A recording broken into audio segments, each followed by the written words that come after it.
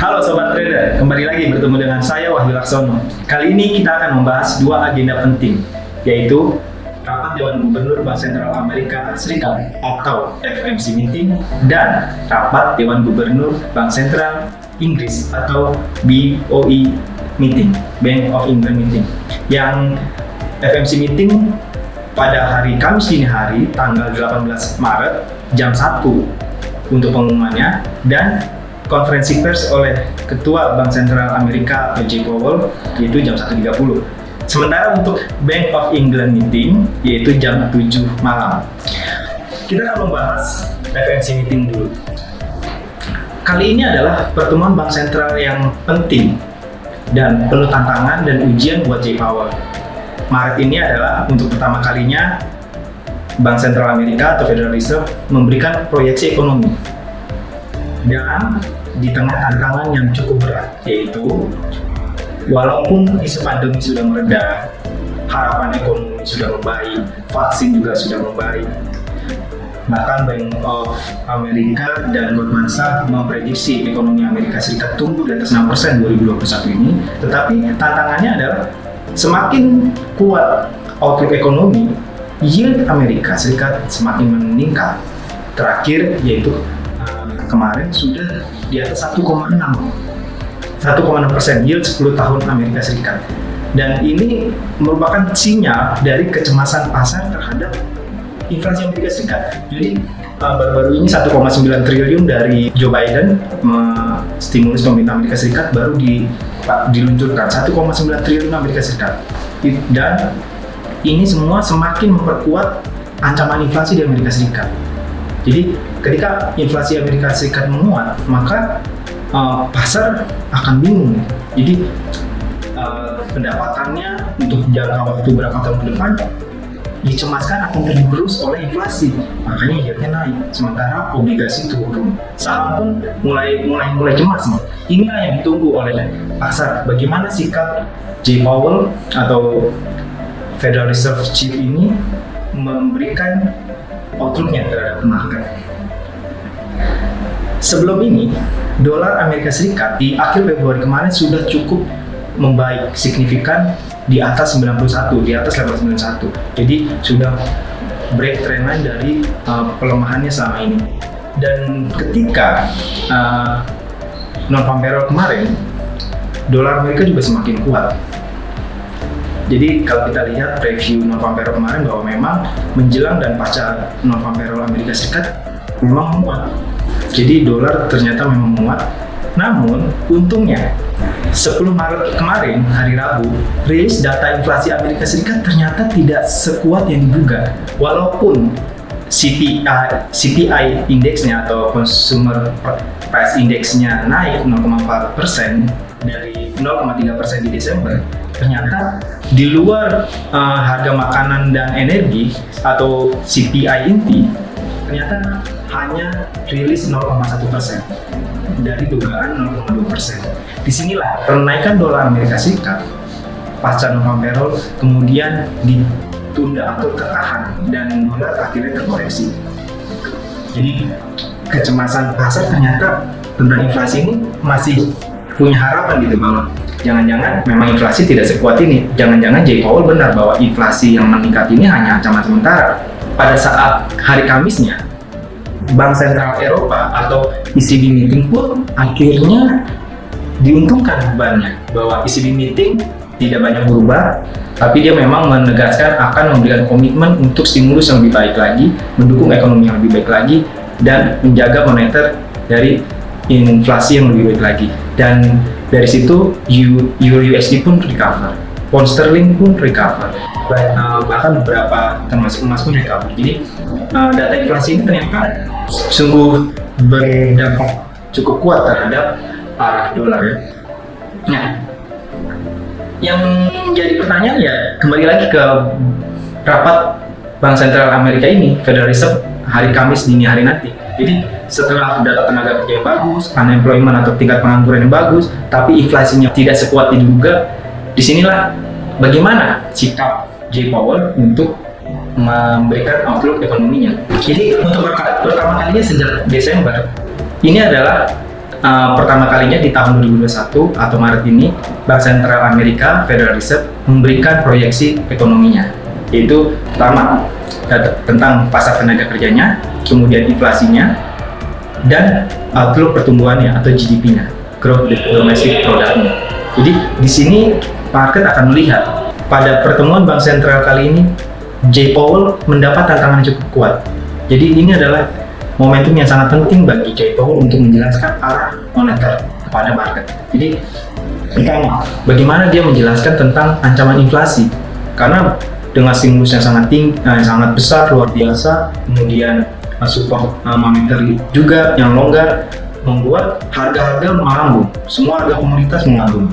Komoditi metal, kemudian gandum dan lain-lain, semuanya kebanyakan menguat, termasuk oil di atas 65. Jadi inflasi inilah yang ditakutkan karena yield sudah berada di 1,6.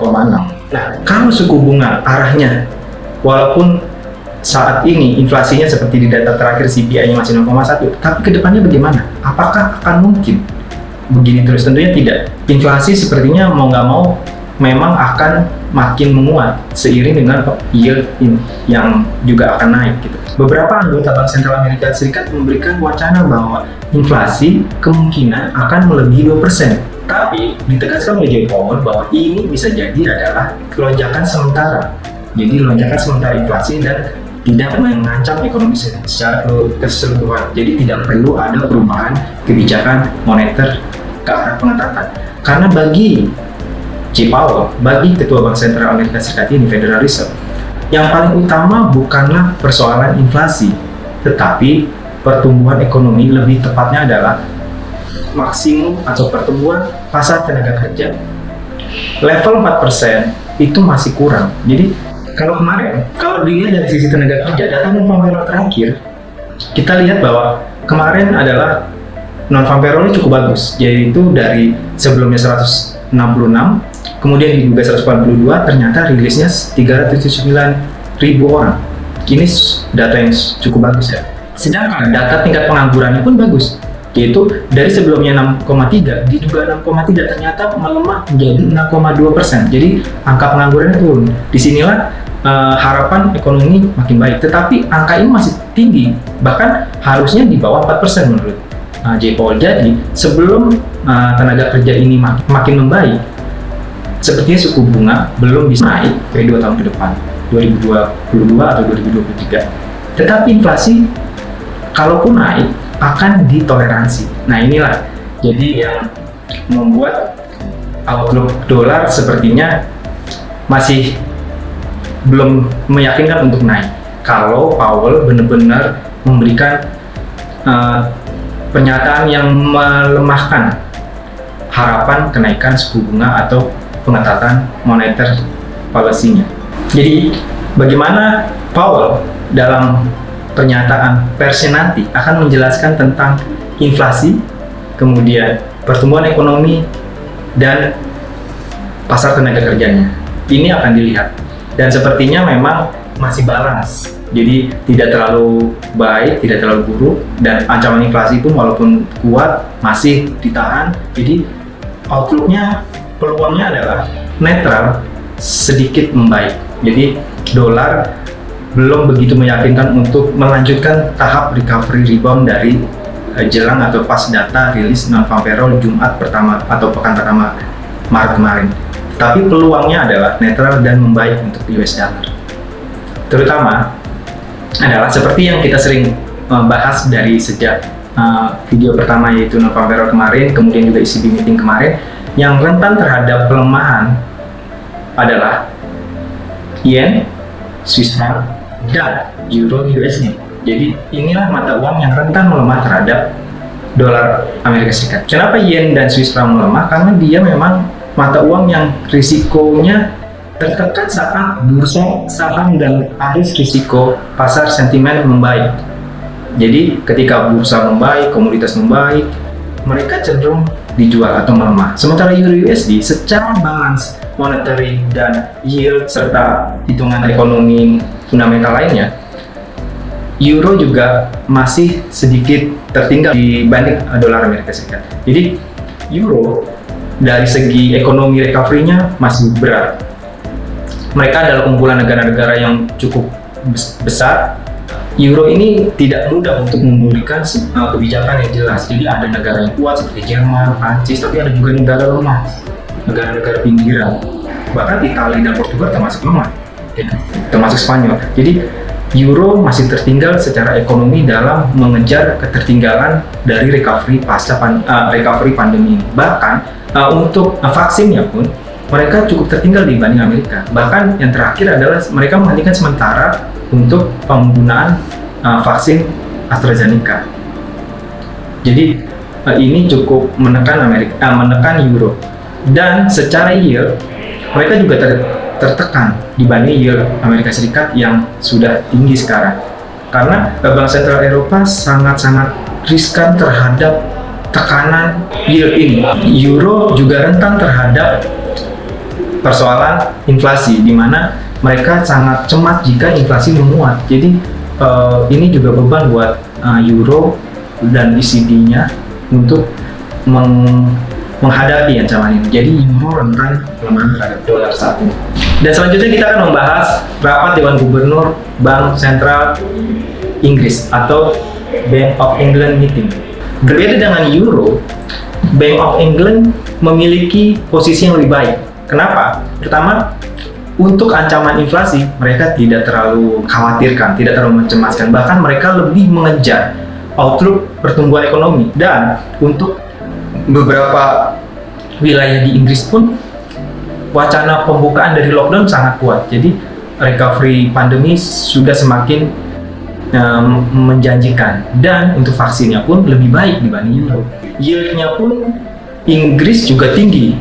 Pound sterling kali ini memang cukup lebih baik posisinya, yaitu seperti tadi sudah dijelaskan tentang perbandingan dengan Euro. UK atau pound sterling ini memang membaik, mirip seperti Amerika, di mana selisihnya semakin menjauh dibanding dengan yield dari Jerman, yaitu sekarang sudah semakin melebar dibanding dengan yield Eropa atau Jerman. Jadi secara fundamental ekonomi mereka cukup lebih baik, tantangan inflasinya juga cukup lebih baik dibanding Euro.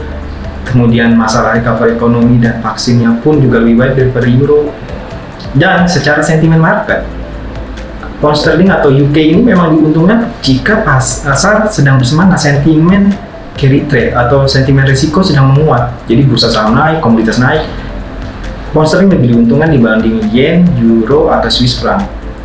Jadi pound sterling bersama dengan mata uang komoditas, terutama Kanada yang kemarin juga semakin membaik pasca rilis tenaga kerjanya, yang cukup paling signifikan menguat di antara mata uang komoditas lainnya, yaitu Kanada. Juga pound sterling bersama Australian dollar dan New Zealand dollar juga memang lebih baik posisinya dibanding euro, Swiss franc atau yang tadi. Jadi pound sterling kali ini diuntungkan juga dengan meeting mereka adalah yang terakhir di antara bank sentral yang paling major atau paling utama, yaitu sebelumnya ECB meeting atau Kamis dini harinya adalah Federal Reserve FOMC meeting, dan setelah itu baru keluarlah BOE meeting. Jadi bagaimana mereka bahasa kampanye mencontek kebijakan yang lain. Jadi dia bisa membaca, karena balancing policy itu akan penting sesama bank sentral utama ya. Jadi setelah melihat keputusan bank sentral Eropa yang cukup cemas terhadap outlook inflasi dan pertumbuhan ekonomi dan terkait perjuangan yang cukup berat dari pandemi ini, kemudian melihat bagaimana sikap Bank Sentral Amerika menghadapi membaiknya recovery ekonomi, tetapi menghadapi ancaman tekanan inflasi atau yield yang tinggi. Sementara pound sterling tinggal melihat bahwa dia tidak terlalu riskan dengan ancaman inflasi dan lebih baik fokus pada target pertumbuhannya. Pound sterling ini bisa jadi akan punya relatif posisi yang lebih baik untuk nantinya. Walaupun jika memang Powell dalam skenario-nya adalah lebih mendekati arah pengetatan moneter, di mana nanti US dollar bisa menguat, pound sterling sepertinya tidak akan terlalu anjlok bersama dengan mata uang komoditas lainnya. Karena pound sterling kalau kita lihat di tren perdagangannya itu memang masih bertahan kuat ya di atas level 38 ya, di atas 38, maka masih lengket di 1.39. Jadi pound sterling bersama mata uang komoditas seperti saya sudah sebut tadi, bahkan Canadian dollar yang paling kuat ya di antara yang lainnya masih bertahan. Jadi kalau US dollar menguat, yen, Swiss franc, dan euro lah yang paling tertekan. Sementara pound sterling dan mata uang komoditas Kanada, New Zealand, dan Australian dollar cukup bertahan. Tetapi kalau ternyata outlook dolar ini melemah terkait dengan kebijakan Jay Powell yang memang menginginkan pelemahan dolar, di mana outlook inflasinya begitu ditekan outlooknya seperti benar-benar tidak menjadi ancaman untuk jangka pendek minimal untuk tahun ini, maka pound sterling akan mudahnya paling kuat bersama dengan mata uang komoditas lainnya, bersama dengan komoditas-komoditas dan bursa saham. Walaupun yield Amerika Serikat masih bisa mungkin naik, jadi pound sterling masih bisa rebound kuat. Sementara yen, Swiss franc, dan euro mungkin menyusul di situ. Kesimpulannya adalah kalau Bank Sentral Eropa kemarin menghasilkan rapat untuk terus mengejar ketertinggalannya di bidang ekonomi terkait pandemi dengan adanya stimulus yang lebih kuat secara moneter, atau vaksin yang harus dibereskan, kemudian kecemasan inflasinya, sementara Amerika Serikat sepertinya kemungkinan masih akan menahan kecemasan pasar bahwa inflasi yang naik ini sepertinya masih akan sementara, dan mereka akan bersikukuh untuk menjaga pertumbuhan pasar tenaga kerjanya sebagai target utama dan lebih utama dibanding ancaman inflasi tadi. Jadi dolar agak netral sedikit menguat. Tetapi kalau Bank Sentral Inggris benar-benar mengejar outlook pertumbuhan dan tidak terlalu mencemaskan inflasi karena kenaikan mata uang pound sterling pada akhirnya akan membalancing atau mengimbangi ancaman inflasi tadi, sehingga pertumbuhan ekonomi menjadi lebih baik, menjadi target utama. Jadi bagi Bank Sentral Inggris adalah inflasi bukan masalah, karena kalau inflasi naik dan mata uang naik atau menguat, pound sterling menguat, inflasi akan menjadi terimbangi gitu.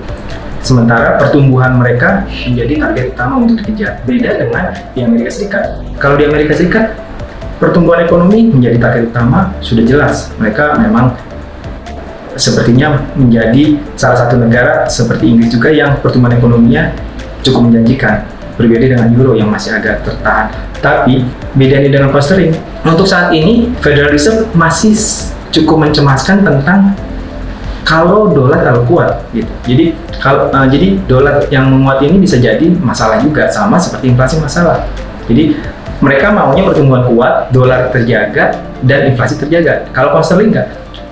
Inflasi oke, naik nggak apa-apa. Mata uang naik juga nggak masalah. Untuk saat ini ya, belum masalah. Yang penting pertumbuhan ekonominya membaik. Jadi itu kesimpulannya, bahwa dari segi posisi, euro secara moneter di bawah, di tengah-tengah adalah Federal Reserve atau Bank Sentral Amerika, dan di atasnya adalah BOE meeting. Walaupun nanti kita nggak tahu kejutannya nanti apa. Kalau ibaratnya Jay Powell mengeluarkan kartu as ini, berarti nanti Bank Sentral Inggris mungkin jadi berbeda gitu. Jadi kita lihat dulu bagaimana Bank Sentral Amerika menentukan kebijakannya setelah sebelumnya Bank Sentral Eropa. Nah, baru nanti Bank Sentral Inggris melihat bagaimana posisinya. Jadi itu. Jadi kalau dilihat dari potensi penguatannya adalah yang paling lemah sebenarnya euro, kemudian dolar di atasnya, dan kemudian pound sterling yang cukup kuat bersama mata uang komoditas lainnya. Oke, sobat trader, demikian analisis dari saya, Wahyu Laksono. Salam profit, ingat jaga stop loss-nya dan pasang target yang rasional. Terima kasih.